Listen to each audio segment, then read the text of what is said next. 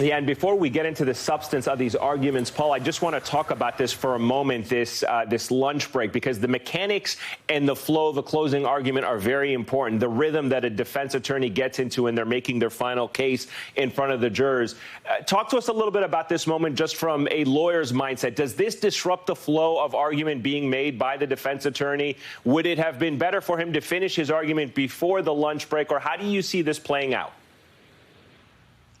Eamon, not so much on the merits of the case, but as a matter of trial advocacy, this closing statement by the defense is an epic fail.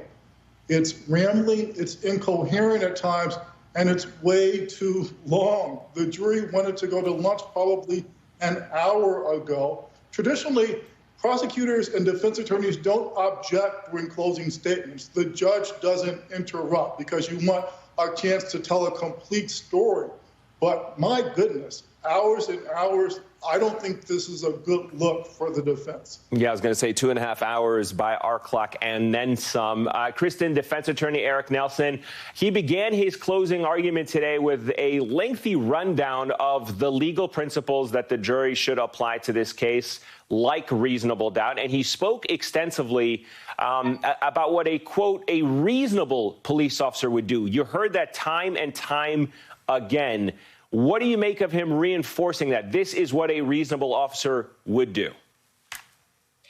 You know, and that's the standard that Nelson has to follow, you know, and I couldn't agree with Paul more. You know, this is an epic fail just in terms of the disorganization and not. But, you know, those are the two big things that Nelson, if he is going to spend some time on, needs to spend time on, that reasonable doubt. Because remember, I mean, he only needs one juror in order to get him to that acquittal.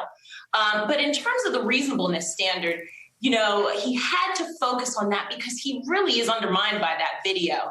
You know, not only did the prosecution do a phenomenal job humanizing Mr. Floyd, but even getting into why this officer's use of force was unreasonable, why officers are actually authorized to use a certain level of force, and that in this case that it was unreasonable. But for the most part, the prosecution didn't even get into the use of force that was used prior to Mr. Floyd being in the prone position.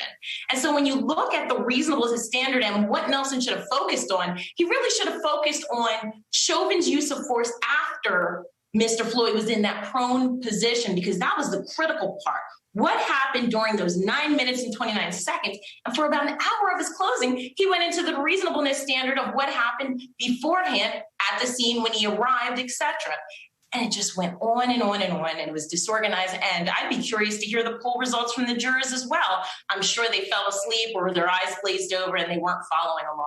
Yeah, I wonder if there was a factor in the judge's decision there to call that lunch break, depending on what he was seeing from the jurors. And we'll find out more when that pool note drops, if it does, in fact, drop. Jami, I'm curious to get your thoughts about this point that the defense attorney was trying to make, this focus, if you will, on the difference between perception and perspective in a way to try and dismiss the views of all the people that were gathered, the perspectives of all those that were gathered. What was the basis from your expertise? What was the basis of that argument? Did you find it compelling? No, I'm agreeing with the other speakers that no, the defense is not compelling.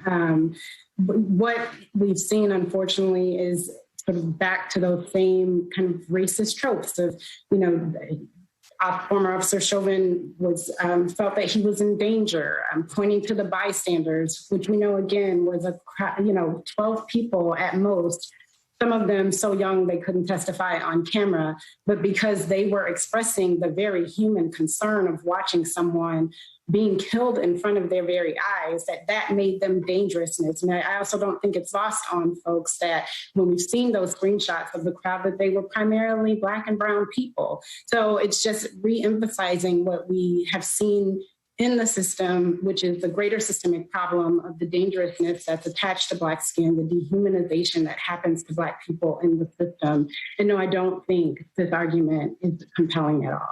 All right, let's cross back over to Shaq Brewster. I believe, Shaq, you have gotten that colorful note now from inside the courtroom. What can you share with us, if anything?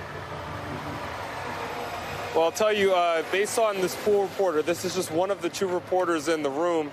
The pool reporter describes that the beginning of Eric Nelson's closing arguments, that based on the eyes, of course, everyone's wearing a mask in the room there. This pool reporter says the jury looks much more confused or curious, possibly skeptical of Nelson's arguments, but they pay attention throughout.